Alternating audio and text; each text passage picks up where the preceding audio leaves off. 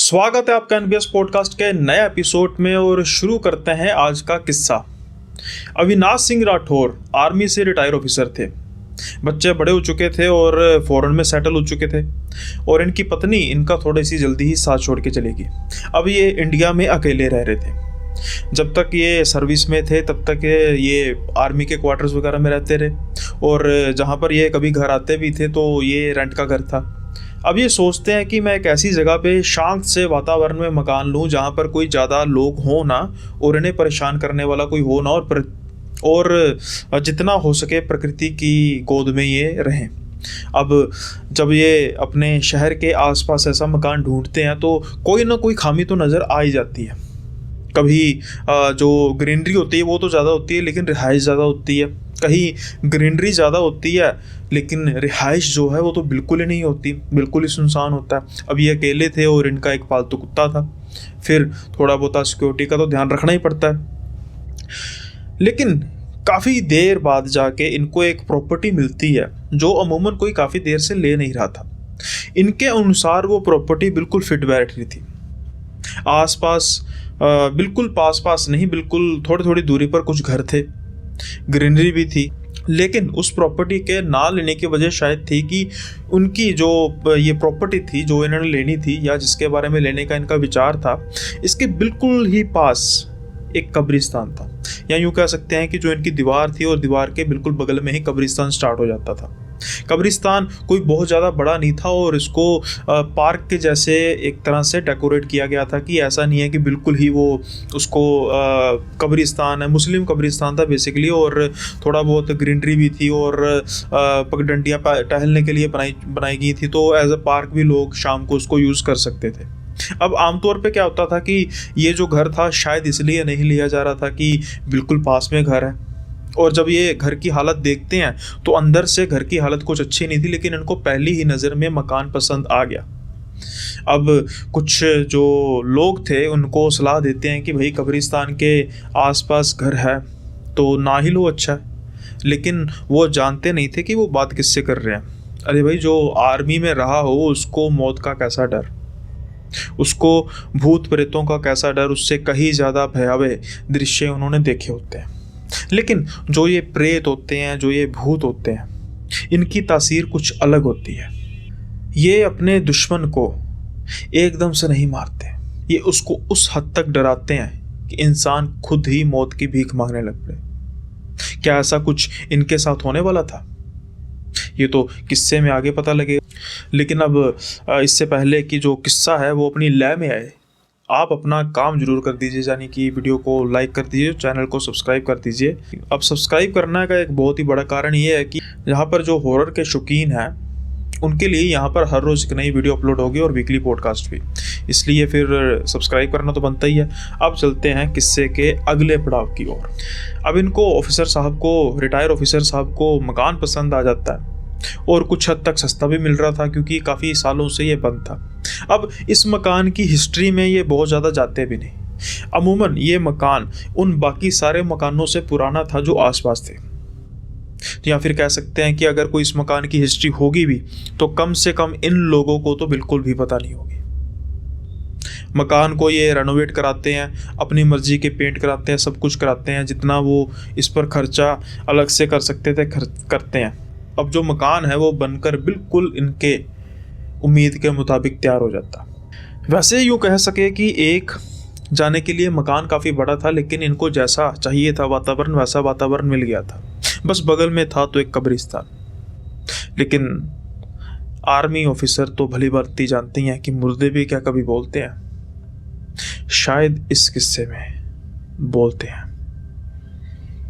अब कुछ दिन तो बिल्कुल ठीक रहता है, किसी तरीके की कोई भी ऐसी हरकत नहीं होती जिससे फौजी साहब कुछ अपनी तरह का अज्यूम कर सकें कि यहाँ पर कुछ पैरानॉर्मल एक्टिविटी हो रही है। शायद वैसे भी वो इस चीज़ पर विश्वास करते नहीं। हाँ, लेकिन एक चीज़ हल्की फुल्की ये नोटिस करते हैं कि जो मकान इन्होंने रेनोवेट कराया था, इसके पेंट वगैरह कराया था, बाकी प्लम्बिंग का काम कराया था, कारपेंटिंग का काम कराया था, वो इतना ड्यूरेबल नहीं था। ऐसे लग रहा था कि जो चीज़ सालों में ख़राब होनी चाहिए वो तो हफ्तों में ख़राब हो रही है। शुरू शुरू में तो इनको शक पड़ता है कि शायद हो सकता है मटेरियल जानबूझकर ख़राब दिया गया हो, लेकिन ऐसा कुछ था नहीं, मटेरियल बिल्कुल ठीक था। फिर ये भी इनके मन में आता है कि शायद सलाह भी या कुछ ऐसी, लेकिन ऐसी भी कोई बात नहीं थी। मकान में किसी तरीके की कोई प्रॉब्लम नहीं थी, तो फिर ऐसी चीज़ें क्यों? क्योंकि शायद ये किसी का मकान था और वहाँ पर ये अकेला ही रहना चाहता था या चाहती थी। अब ये कुछ दिन बाद उस ग्रेवयार्ड के आसपास जॉगिंग करना भी शुरू कर देते हैं अपने कुत्ते के साथ। अक्सर क्या होता था कि शाम ढलने से पहले पहले जितने भी लोग अगर वहाँ पर कोई जॉगिंग करते भी थे तो वो अपने फारिग होके वहाँ से चले जाते थे। लेकिन अब ये तो ठहरे army officer, retire army officer, ये तो भाई रात मतलब जब शाम ढल जाती थी तो तब भी ये करते रहते थे जॉगिंग। फिर इनकी एक धीरे धीरे आदत बन गई कि जब ये दरवाजे के बिल्कुल बाहर आते तो ये एक सिगरेट फूंकते, एक दो सिगरेट फूंकते, और इनका जो कुत्ता था वो साइड में ही अपना जो भी कुत्ते करते हैं हरकतें, मतलब मिट्टी इधर उधर कर दी, ऐसा कर दिया। लेकिन ये कुछ दिनों से गौर कर रहे थे कि एक बड़ी छोटी सी कबरनुमा चीज़ है जो दीवार के बिल्कुल पास है जहाँ पर ये स्मोकिंग करते थे, और वो कुत्ता है वो धीरे धीरे हर रोज़ थोड़ी थोड़ी करके उस कबर को, या कह सकते हैं कबरनुमा उस आकृति को खोद रहा था। शुरू में तो उनको लग रहा था कि ये कबर है ही नहीं, क्योंकि कबर अमूमन तौर पे आपने अगर देखे होंगे तो बड़ी सी कब्रें होती हैं, लंबी कब्रें होती हैं, लेकिन ये उतनी लंबी थी नहीं। फिर भी ये एक बार दो बार कुत्ते को करते हैं कोशिश उसको साइड पे करने की, लेकिन कुत्ता करता नहीं है। लेकिन उस चीज़ के बाद से ये बाद में इस चीज़ को गौर करते हैं कि कुछ ऐसी हरकतें थी जो इनके घर में होने लग पड़ी। हर रोज़ वो कुत्ता धीरे धीरे करके उस कब्र को खोदता, और जैसे जैसे वो कब्र खुदती जा रही थी धीरे धीरे वैसे वैसे इनके घर में कुछ अजीब सी हरकतें होने लग पड़ी। यानी कि अचानक से पंखों का चलना, अचानक से लाइट्स का चलना, कई बार रात को ऊपर छत पर भागने की आवाज़ आना, कई बार अचानक से चिल्लाने की आवाज़ आना। लेकिन ये इन बातों पर तब उतना ध्यान देते नहीं थे। अब तो एक दिन हद होगी कि जब ये आर्मी ऑफिसर अपने किसी रिलेटिव के साथ बात कर रहे थे फ़ोन पर, और बात करते करते सिगरेट के कश लगाते लगाते उनको तो पता ही नहीं लगा कि वो तो 1-1.5 घंटे से बात कर रहे हैं।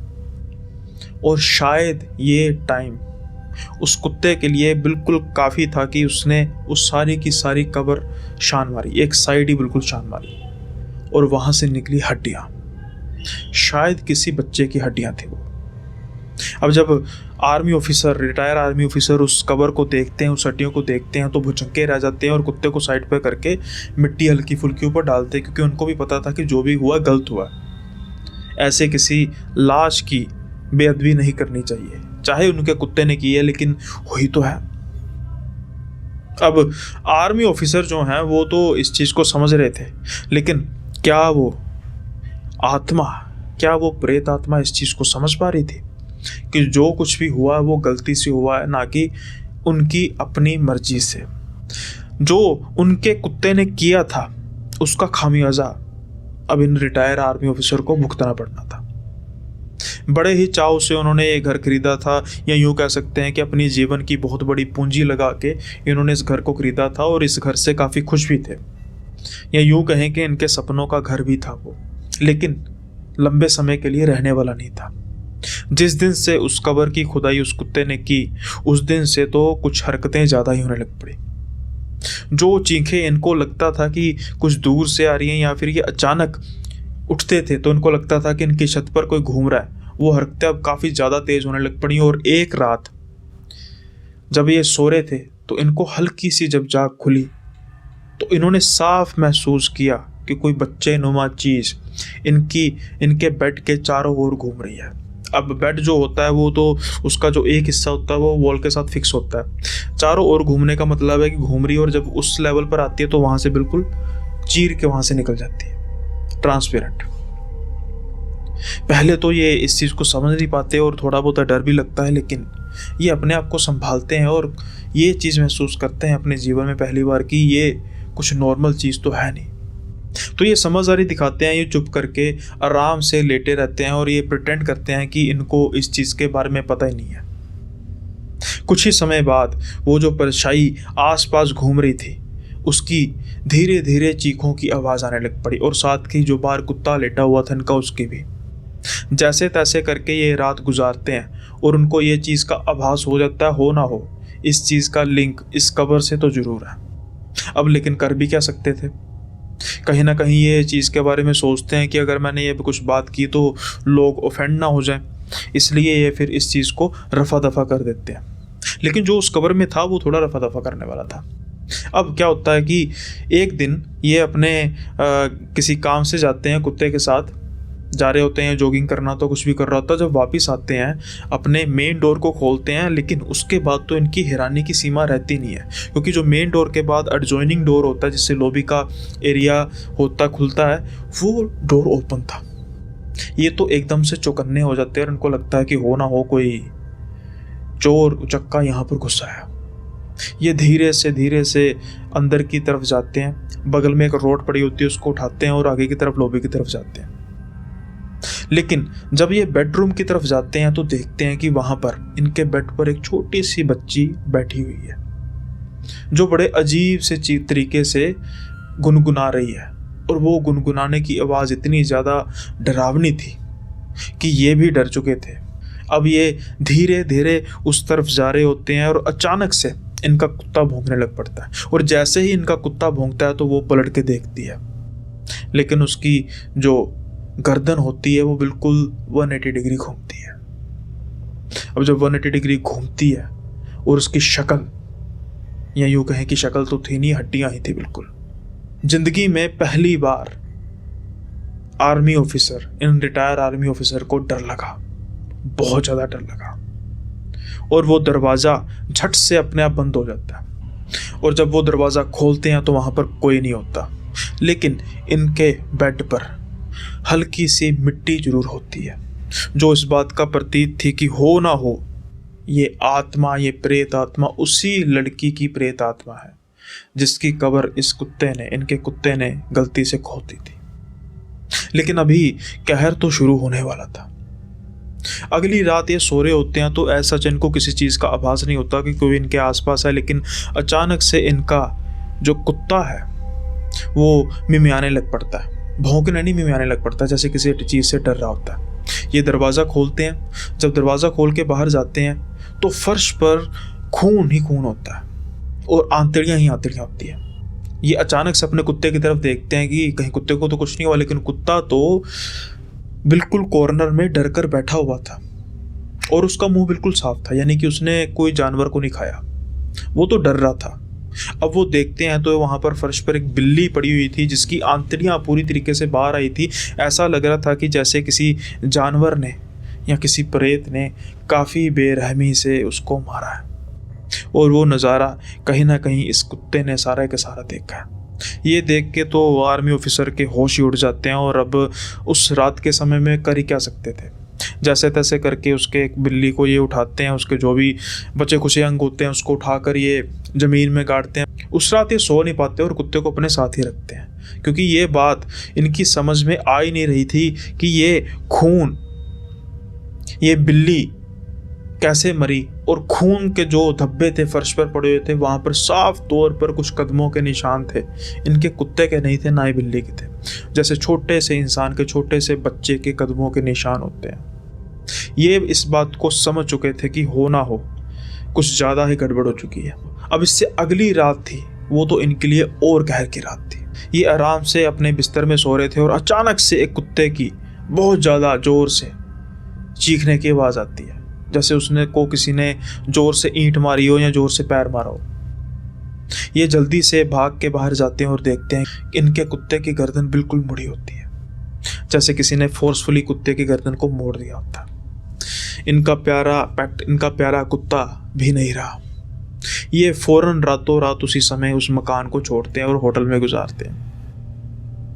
अब तो उस मकान में दोबारा जाने की इनकी हिम्मत पड़ ही नहीं रही थी। लेकिन अब मकान की मालकियत तो इनकी थी।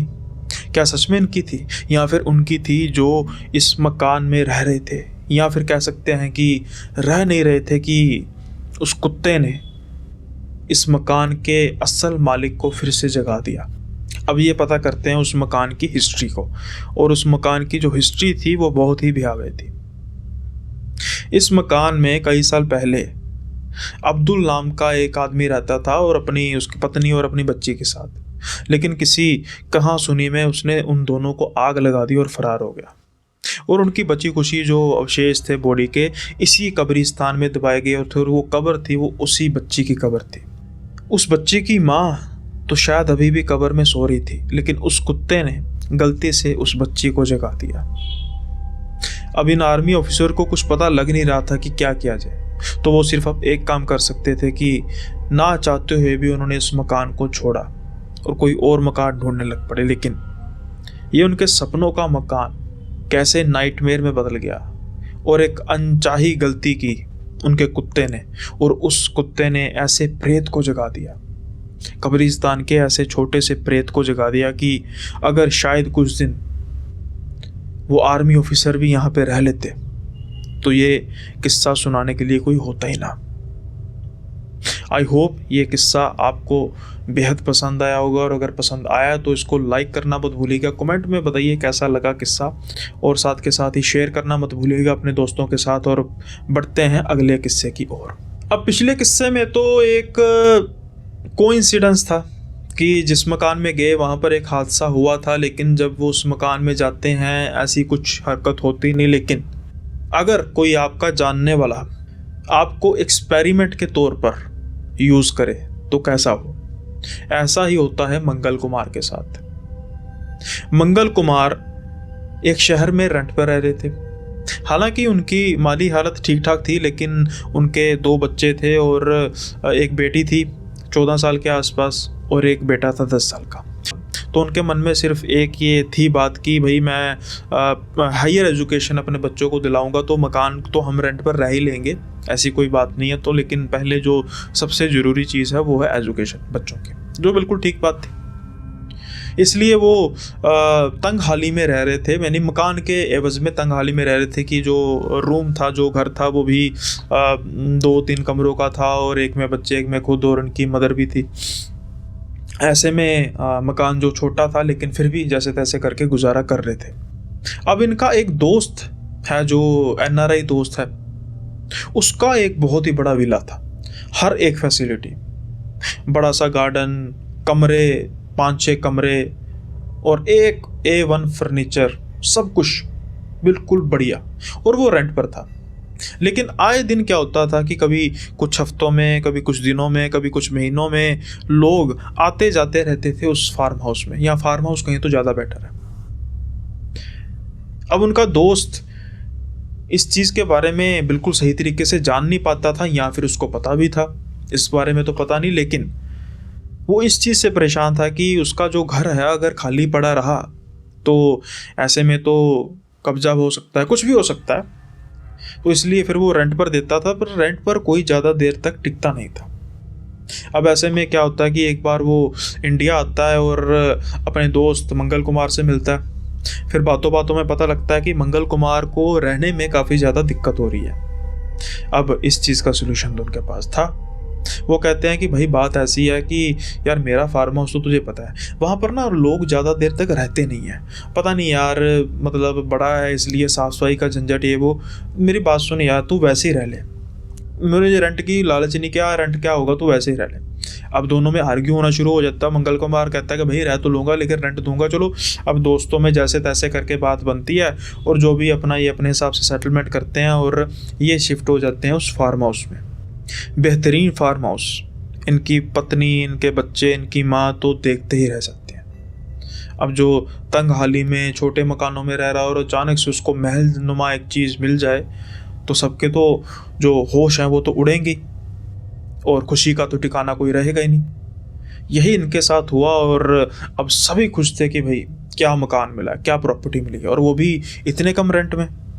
लेकिन उनको क्या पता था कि वो जहाँ पर रहने वाले हैं वहाँ पर कुछ अजीब सी चीज़ें होंगी जो उनको ज़्यादा समय तक रहने नहीं देंगी। क्या इस बात का उस मकान के मालिक को पता था? ये कहा नहीं जा सकता। अभी 1-2 दिन इनको रहते हुए होते हैं और बिल्कुल ठीक चल रहा होता है। अभी तो उनकी बिल्कुल थकावट भी नहीं उतरी होती, और ये किसी समारोह में, इन्होंने शादी समारोह में जाना होता है, और सारे का सारा परिवार शादी समारोह में जाता है। बड़े खुश होते हैं ये, कि भाई अच्छा मकान मिल गया, क्या बात है। जब जाते हैं तब इसी बात की बात होती है, उस समारोह में भी इसी बात की बात होती है, और जब वापस आ रहे होते हैं इसी बात की बात होती है। लेकिन जब ये उस मकान के अंदर जाते हैं तो उनका सारे का सारा जो क्यूरियोसिटी थी उनकी सारी, वो सारी उतर जाती है। ऐसा भी क्या होता है, क्योंकि जब ये चेंज करने के लिए अलमीरा खोलते हैं, जिस कपड़े को हाथ लगाएं वही कटा हुआ, एक एक कपड़ा इनका कटा हुआ था जो अलमीरा में था। गनीमत थी कि अभी इनको शिफ्ट किए 1-2 दिन ही तो हुए थे, जिसकी वजह से जो कपड़े इन्होंने अलमीरा में गिने चुने रखे थे सिर्फ उसको ही हर्ट हुआ था, वही कटे फटे थे, बाकी सारे के सारे कपड़े ठीक थे। अब ये सब एक दूसरे की शक्ल देख रहे थे कि ये हुआ क्या। किसी को भी कुछ समझ में आ नहीं रहा था। लेकिन अब रात का समय, जैसे तैसे करके एक दूसरे को समझा के ये सोते हैं कि पता नहीं क्या बात हुई होगी, देखेंगे सुबह देखेंगे। अगले दिन ये इस चीज़ के बारे में जानना चाहते हैं, लेकिन इस चीज़ का क्लू कहाँ से लेते, किससे बात करते, क्या बात करते, क्या कोई इसका सोल्यूशन था। तो ये बात को आई गई कर देते हैं। अभी सिर्फ 1-2 दिन बीतते हैं, इनको मिलता है दूसरा इशारा। शायद ये कुछ ऐसा इशारा था जो बार बार इनको बताना चाह रहा था, या कोई प्रेत था या आत्मा थी, कोई भी था, कि इस घर से कल्टी हो जाओ, ये घर तो हमारा है। रात का समय होता है, सबको महसूस होता है कि उनके ऊपर चद्दर नहीं है। अब ऐसा कैसे, यानी कि जो इनका बेटा था उसको, इनकी दादी अम्मा को, उनको, इनके माता पिता को। अब इनकी जब माँ उठती हैं तो वो जोर जोर से चीखें मारने लग पड़ती हैं। क्या आपने गौर किया कि मैंने एक जाने का नाम नहीं लिया, इनकी बेटी का, क्योंकि वो सभी चादरें इनकी बेटी ने खींची थी। और वो क्या कर रही थी उन चादरों का, ये इनकी माँ देखती हैं कि वो घर के आंगन में उन चादरों को उन चादरों को अच्छी तरीके से लपेट के बीच में रखा, और उसके गोल गोल गोल गोल चक्कर काटे जा रही हैं। बाल उसके बिखरे हुए हैं, बड़े अजीब से तरीके से चक्कर काटे जा रही है। अब जब इनकी माँ की चीख निकलती है तो सारे के सारे जाग के आ जाते हैं, लेकिन उस लड़की को तो कोई फर्क पड़ता ही नहीं, वो वैसे ही गोल गोल गोल गोल घूमी जा रही थी। अभी इनके पिता ये कहने के लिए आगे आते हैं कि तू क्या कर रही है। देखते ही देखते उस चद्दर में आग लग जाती है। ये सारे हक्के बक्के रह जाते हैं कि ना उसके हाथ में माचिस, ना किसी तरीके का कोई फ्यूल, कुछ भी नहीं, बिल्कुल आंखों देखी चीज कि उस चद्दर को आग लग जाती है। और वैसे ही वो घूम रही थी। जैसे तैसे करके इनके पिता इनकी बाजू पकड़ के आगे लेके जाते हैं और उसको हिलाते हैं, तो वो अपने होश में आती है और वो कहती क्या हुआ। उसको तो कुछ पता ही नहीं था कि क्या हुआ क्या नहीं हुआ। और जब वो चद्दर को देखती है जहाँ पर आग लगी है तो वो भी डर जाती है। अब इस बारे में इनके माँ बाप कुछ ज़्यादा बोलना पसंद नहीं करते, और उस दिन वो सभी लॉबी में सोते हैं एक साथ, क्योंकि सबको अंदर कहीं ना कहीं तो डर लग रहा था। कुछ दिन बीतते हैं, जो खुशी थी इनको बड़े से मकान में आने की, वो अब किसी बड़ी सी परेशानी में तब्दील हो चुकी थी। ये जो हरकतें हो रही थी इनके साथ, इनका कोई इनके पास जवाब था नहीं कि ये हो क्या रहा। अब क्या होता है कि इनकी बेटी एक दिन स्कूल से आती है और आके सीधा रसोई की तरफ जाती है और अपनी माँ को कहती है कि माँ नींबू पानी बना दो। इनकी माँ इनको बड़े अजीब से तरीके से घूर के देखती है, बड़ी बड़ी आंखें। तो ये हैरानी से पूछती है कि माँ हुआ क्या, लेकिन माँ कोई जवाब देती नहीं। तो ये पलट के वापस आ जाती हैं कि पता नहीं कोई लड़ाई लुड़ी ना हुई हो, लेकिन पापा भी घर पे नहीं है, हो सकता है दादी के साथ हुई हो।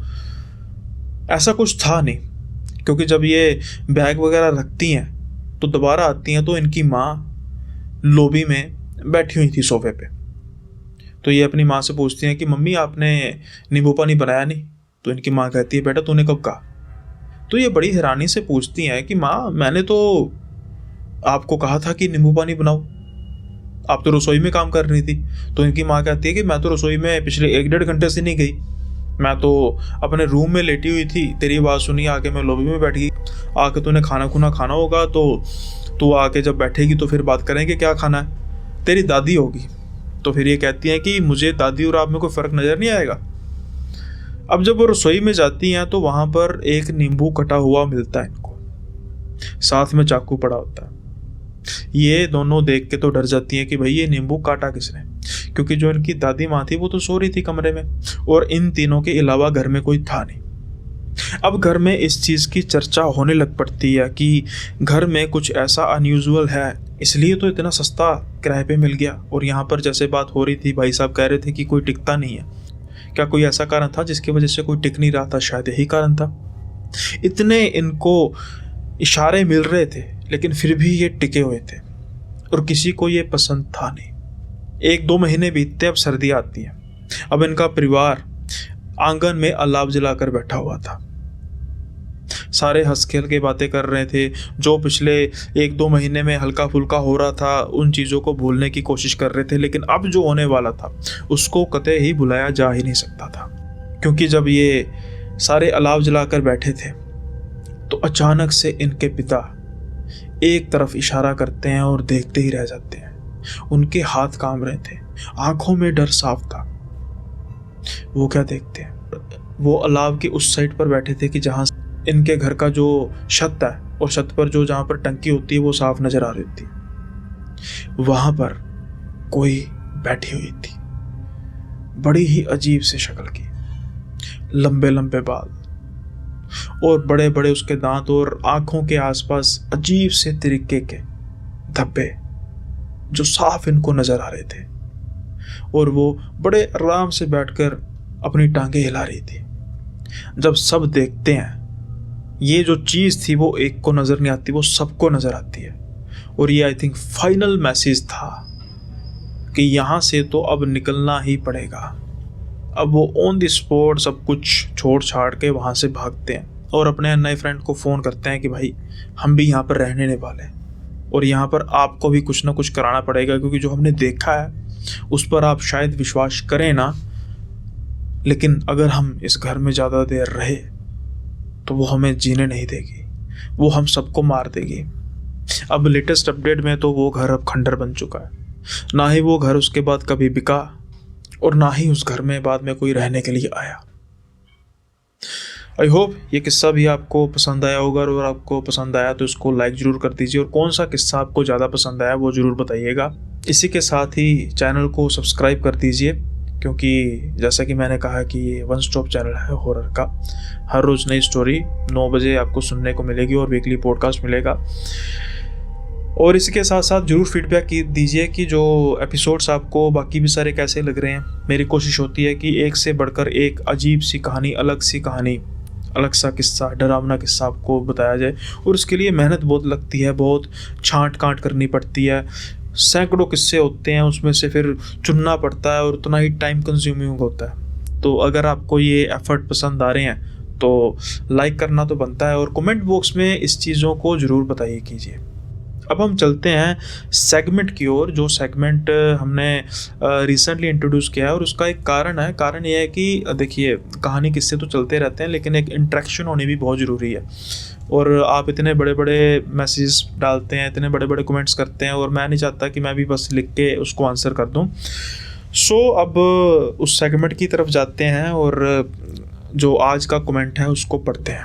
आज का जो कमेंट है वो है अपने प्रिंस RB 6836। ये भाई की खासियत है, सबसे पहला कमेंट इनका होता है। तो थैंक यू भाई, आप इस चीज़ पर सबसे पहले तवज्जो करते हैं। जैसे मेरी वीडियो आती है और अपना कमेंट जो सबसे पहले आपका होता है, लाइक भी सबसे पहले आपका होता है। लेकिन आप थोड़ा सा नाराज़ लग रहे हैं, उसकी भी जो है वो सोल्यूशन निकाल लेते हैं। सबसे पहले जो आपने फीडबैक दिया उस पर बात करते हैं कि भाई ये कमेंट वाला पोर्शन रहने दो तो अच्छा है भाई, स्टोरी सुनने का मन करता है, कमेंट्स का नहीं। मैंने भी आपको कुछ बोला था सब वही घुमा फिरा के बोलते हैं। बैकग्राउंड म्यूजिक की मैंने भी बोली थी, पर आपने उस पर कुछ रिएक्ट नहीं किया। अब फिर आप क्यों आ रहे हो उन्हीं सब बातों पर? मतलब हमारा बोला हुआ कुछ इम्पोर्टेंस नहीं है फिर। भाई बात ऐसी है कि सब कुछ इम्पोर्टेंस है। अब क्या होता है कि जो सा मैंने कमेंट का सेक्शन, जो ये सेशन शुरू किया है, ये अभी रिसेंटली शुरू किया, आपको पता है 5-6 एपिसोड आए हैं। हो सकता है आपने 15 एपिसोड जो मैं रिसेंट कमेंट्स हैं उन पर ही रिएक्ट करना शुरू कर रहा हूँ। अब जैसे भी आपने भेज दिया तो मैंने रिएक्ट किया ना। पहला जो है ये आप कह रहे हैं कि इसको बंद कर दो। देखो, बंद क्या है कि इसलिए तो मैं इसको बिल्कुल लास्ट में रख रहा हूँ ना। इसको मैं, अगर मुझे लालच हो कि भाई मेरे वीडियो भी सारा देखें तो मैं इसको बीच में रख दूँ, अब मुझे होगा कि भाई दूसरी स्टोरी तो सुननी पड़ेगी, तो वो फिर अत्याचार हो जाएगा भाई मेरे व्यूअर्स पर, कि मैं ज़बरदस्ती कुछ उन पर थोप दूँ। तो इसलिए मैं ज़बरदस्ती किसी पर कुछ थोप नहीं रहा। जब पहले स्टोरीज होती हैं और उसके बाद किसी को लगता है कि उसने कमेंट सेक्शन को सुनना है तो वो सुन सकता है, जिसको नहीं लगता तो वहीं पर वीडियो बंद कर सकता है। हालांकि मुझे उसका लॉस है, क्योंकि वीडियो जब पूरी नहीं देखी जाएगी तो नेचुरली बात है रिटेंशन कम होती है, लेकिन मुझे इस चीज़ का पूरा भरोसा है कि जो मेरे लॉयल व्यूअर्स हैं, जो मुझे रोज़ सुनते हैं, जो रोज़ देखते हैं, वो सारी वीडियो देखेंगे। ना ही सिर्फ मैं कमेंट्स का जवाब देता हूँ, अल्टीमेटली थोड़ा बहुत आपसे इंटरेक्शन भी हो जाती है। जो न्यू व्यूअर्स आएंगे वो भी इंटरेक्ट करेंगे, वो भी जो कमेंट करेंगे, अपना कमेंट सुनेंगे, उनको भी पता है कि मेरा जो कमेंट है वो एड्रेस होगा, तो धीरे धीरे ऐसे तो इंटरेक्शन बढ़ती है। और आपसे भी तो देखो ऐसे बात कर रहा हूँ मैं, आपसे भी तो इसी कमेंट के ज़रिए बात कर रहा हूँ मेरे भाई प्रिंस। तो ऐसा मत सोचो यार। दूसरी जो बात आप कह रहे हो कि बैकग्राउंड वाली बात, देखो बैकग्राउंड वाला जो चक्कर है ना, मैंने बैकग्राउंड दो तरह की चीज़ है। एक तो है कि बैकग्राउंड म्यूजिक जो ऑल ओवर चलता रहेगा, उसको मैं भी ढूंढ रहा हूँ किसी तरीके का हो, वो मैं डरावना नहीं बनाना चाहता, आप इस चीज़ को समझो। उसको मैं डार्क और हॉन्टेड दोनों में फ़र्क होता है ना। तो डार्क ढूंढ रहा हूँ, अगर कोई मिल जाएगा। जैसे एक भाई ने कहा था वो जियो और यार वो तो बड़ा डरावना म्यूज़िक है, वो नहीं करेंगे। अब एक तरफ इंसान स्टोरी सुन रहा है और वो फिर वो ना म्यूज़िक इस तरीके का अट्रैक्टिव है कि वो स्टोरी से ज़्यादा म्यूज़िक की तरफ लोग अट्रैक्ट होंगे, तो ऐसा भी नहीं करना। दूसरा भाई इंपॉर्टेंस, बहुत इंपॉर्टेंस है आपकी बहुत इंपॉर्टेंस है मेरे भाई। ऐसा मत सोचो, ऐसा सोचोगे तो फिर मुझे शर्मिंदगी महसूस होएगी कि भाई मुझ में कमी है ना। कई बार रिप्लाई नहीं दिया जाता, स्किप हो जाता है कई बार। हालांकि मेरी पूरी कोशिश होती है कि मैं जो भी है, जो रिप्लाई देने वाली चीज़ है उस पर रिप्लाई दूं। तो इसलिए ऐसा मत मेरे भाई सोचो। और वही घुमा फिरा के बात देखो भाई, अब हर एक पर्सन ने अपना कंसर्न रखना, तो हो सकता है कि कंसर्न मैच करते हो। तो इसलिए ये बैकग्राउंड वाला जो बात हो सकता है आपने पहले की हो, किसी ने भी लेटेस्ट कर दी और उसको मैंने एड्रेस कर लिया। तो मेरे भाई ऐसा मत सोचो। आई होप आपका जो जवाब है आपको मिल गया, और कमेंट सेक्शन का ये सिस्टम जारी रहेगा। बस आप ये काम कर सकते हो कि आप उसको स्किप कर सकते हो वीडियो को वहाँ पर ही, और बाद में बंद करके जा सकते हो। लेकिन जैसे कि मैंने कहा कि जो मेरे लोयल व्यूअर्स हैं वो सारा सुनेंगे, क्योंकि ना ही सिर्फ मैं आंसर देता हूँ पॉइंट टू पॉइंट, थोड़ी बहुत इधर उधर की बात भी हो जाती है। और वो कई लोग पसंद भी कर रहे हैं, मुझे पर्सनली डीएम आ रहे हैं कि इसको आप कंटिन्यू रखो और इसका पोर्शन बड़ा रखो। मैं बहुत बड़ा नहीं रखूँगा, क्योंकि मेन तो जो क्रक्स है वो तो स्टोरी का ही है, इसलिए फिर उस पर बहुत ज़्यादा बात करना मेरे हिसाब से ठीक नहीं है। और इसके अलावा एक स्काई नाइट ने भेजा था मैसेज, मैंने मतलब भी क्या नहीं था, मतलब उन्होंने कमेंट किया था एज ऑलवेज बेस्ट, तो मैंने थैंक यू किया था। बट उन्होंने इस चीज़ को कहा था कि वेलकम भाई, I wanted to say that I don't want to comment to recognised by you, I do it for you to get motivated and appreciate you. Clear now? बिल्कुल क्लियर है जी। और थैंक यू सो मच, आप appreciate करती हैं, आप motivate करती हैं। यही कारण है, आप कमेंट्स करेंगे, लाइक करेंगे, डिसलाइक भी करेंगे, तो मैं मोटिवेट ही होऊंगा और बेहतर काम करने की प्रेरणा मिलेगी। लेकिन मैं क्या रिकॉग्नाइज करूंगा? देखो छोटा सा चैनल है, 4000 सब्सक्राइबर नहीं है मेरे, और मैं मतलब हो ना कोई 4-5 लाख सब्सक्राइबर हो, फिर ये बात समझ में आती है कि मेरे सामने कोई रिकॉग्नाइज हो रहा है। लेकिन जो 4 सब्सक्राइबर मेरे थे तब भी वो मेरे लिए उतने ही मायने रखते हैं जब 4 लाख सब्सक्राइबर हो जाएंगे। तो ऐसी कोई रिकॉग्निशन वाली बात नहीं है। जब आप कमेंट करते हैं तो मुझे दिल से अच्छा लगता है कि आप तवज्जो देते हैं, और ऐसी कोई रिकॉग्निशन वाली बात नहीं है। और मैंने ये जानबूझकर कमेंट को इस सेशन में आपकी कमेंट को रखा है कि सभी रिकॉग्नाइज होते हैं। और आप जो बात कह रही हैं कि अप्रिशिएट, मोटिवेटेड, ये बिल्कुल सही बात है। जब तक आप कमेंट करते रहेंगे अच्छे क्रिटिकल कमेंट्स भी करेंगे, या क्रिटिकली मुझे करेंगे, क्रिटिकली अपोज करेंगे सही लैंग्वेज में, तो वो मैं उससे ज़्यादा मोटिवेट होऊंगा, क्योंकि काफ़ी चीज़ों का सुधार होता है। इसलिए ऐसी रिकॉग्निशन वाली बात नहीं है। आप ऑलरेडी रिकॉग्नाइज्ड हो अपनी लाइफ में, अपने पेरेंट्स के सामने, अपने सर्कल में, वही सबसे बड़ी बात होती है ना। तो आई होप आप इस बात को समझेंगे, और मैंने आपको आंसर दिया था तो आपका अच्छा रिस्पॉन्स आया था। Thank you so much for that. I hope जो आज के एक दो कमेंट्स थे वो भी थे, और जो स्टोरीज थी वो भी आपको ठीक लगी होंगी। और अगर आपको ठीक लगी हैं तो ज़रूर आप मेंशन कर देना कमेंट में। और दोनों जिनका मैंने प्रिंस जी का और स्काई नाइट जी का मैंने रिस्पॉन्स दिया, ज़रूर आप कमेंट में रिस्पॉन्स दे देना कैसा आपको लगा।